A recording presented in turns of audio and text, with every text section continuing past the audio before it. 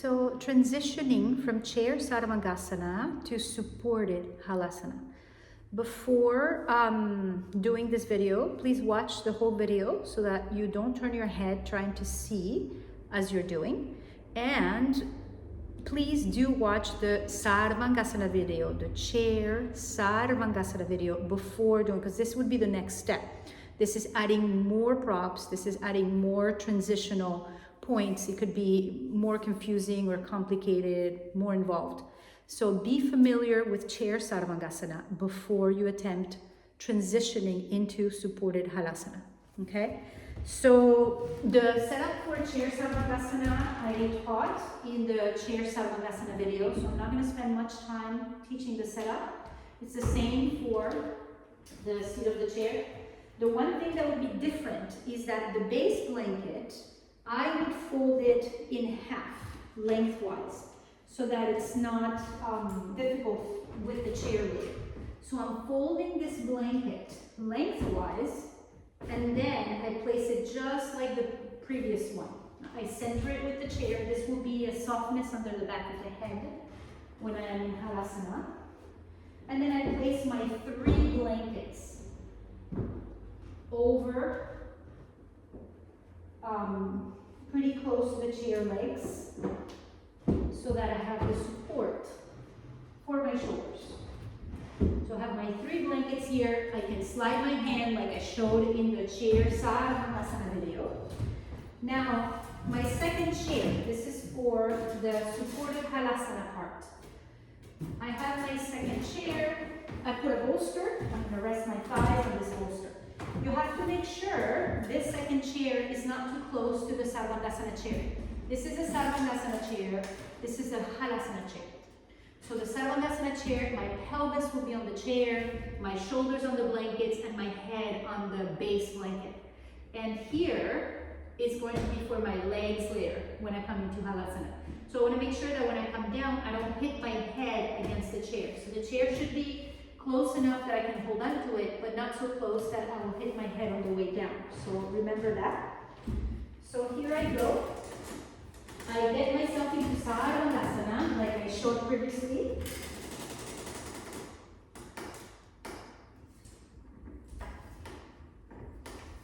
I do have a hair tie, so I take that off. I establish Sarvāngāsana. If the chair is too close to the lumbar, like I showed in the chair Sarvāngāsana video, I move it away. I slid the chair away a little bit, and I extend my legs. So chair Sarvāngāsana.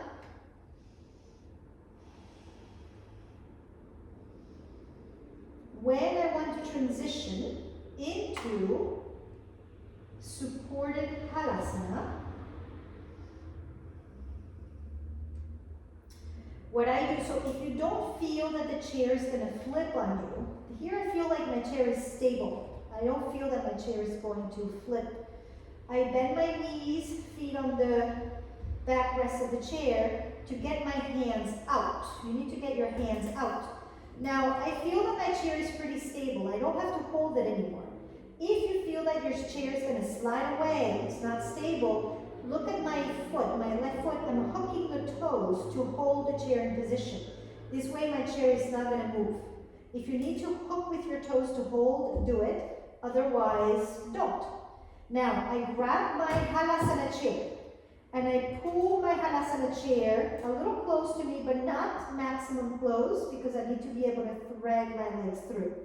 So I have moved my Halāsana chair closer to me, but not maximum close.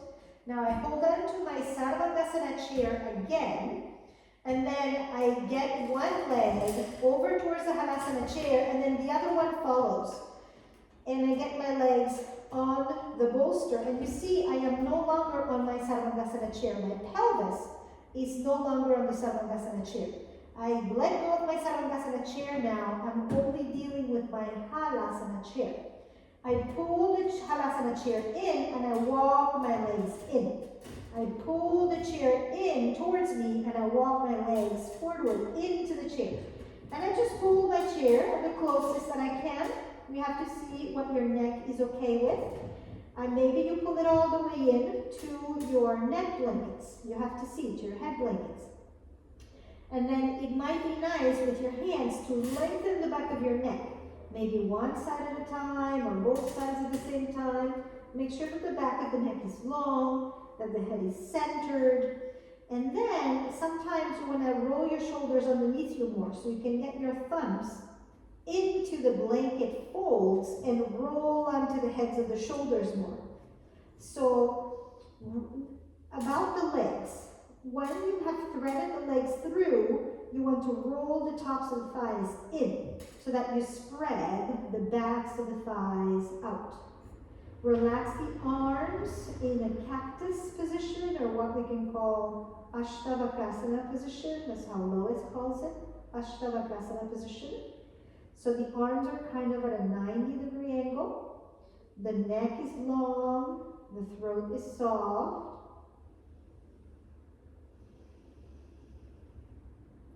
Relax the abdomen.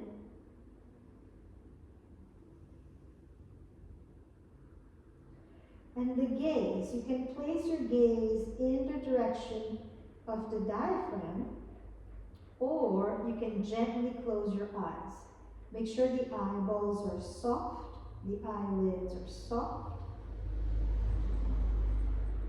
The back of the neck is long. The legs are relaxed. The back is relaxed. The arms are relaxed. Fingers, palms, relaxed.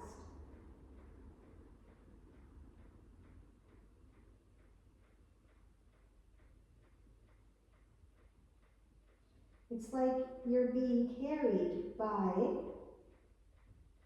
the support you have under your thighs.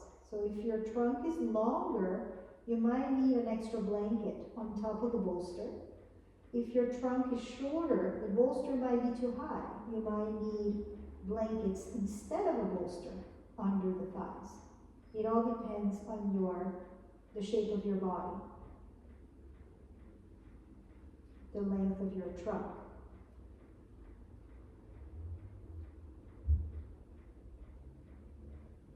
Allow the throat to soften.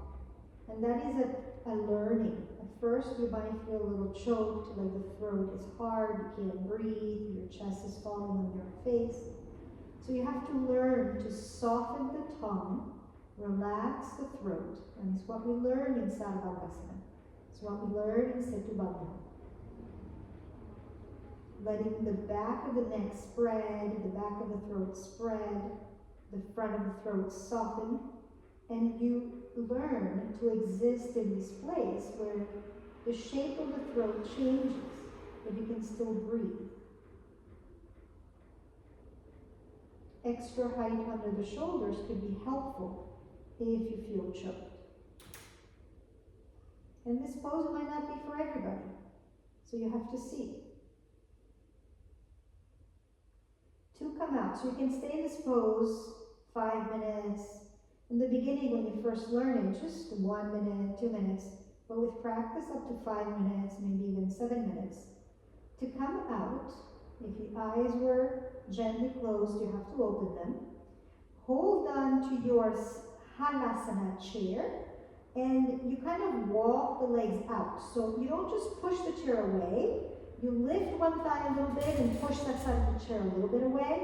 Lift the other thigh a little bit and push so you kind of walk your legs out of the chair and you walk the chair out. And then once you feel that you're going to be able to clear the feet in relationship to the backrest of the chair, you hold on to your Sarvāngāsana chair and you pull it in. And then you keep walking the legs out a little bit, and then you bend one knee and you transition back to the Sarvāngāsana chair, placing the pelvis on the seat of the Sarvāngāsana chair, foot on the backrest, and the other leg. Extend the legs into Sarvāngāsana again. Be on the heads of the shoulders. Open the chest. Breathe.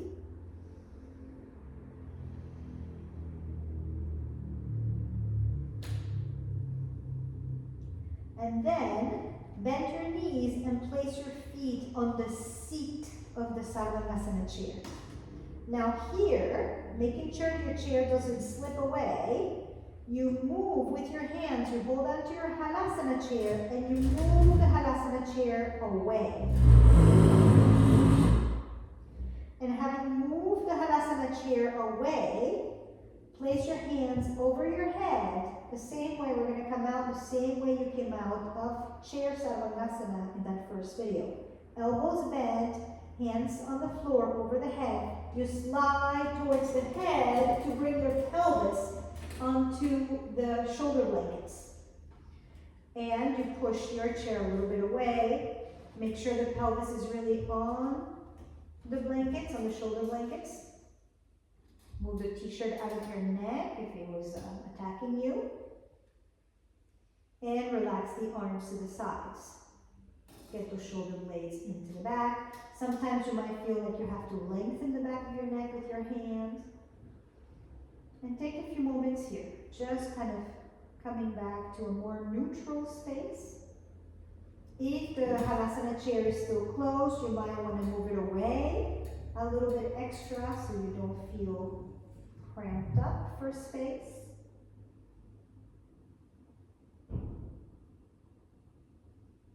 So in the Sarvāngāsana chair video, I showed to get one blanket out at a time. You can do that. Or you can use your hands to push your blankets away and bring your pelvis down. You can just push the blankets towards the chair and bring your pelvis down. And then when you're ready, without lifting up your head, stretch your right arm over your head and you roll over to your right, resting your head on your right upper arm. Eyes open, gaze quiet. Take a few breaths there.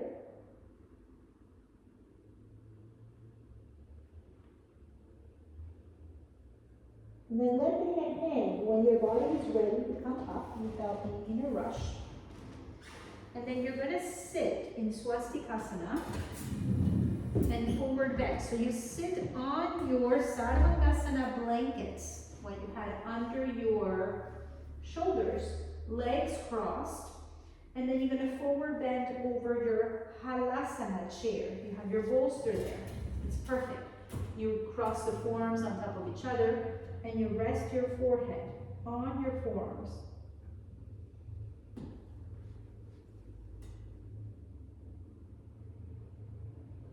Make sure you have enough height under your pelvis so that your knees are not climbing up. You can always add an extra blanket if necessary.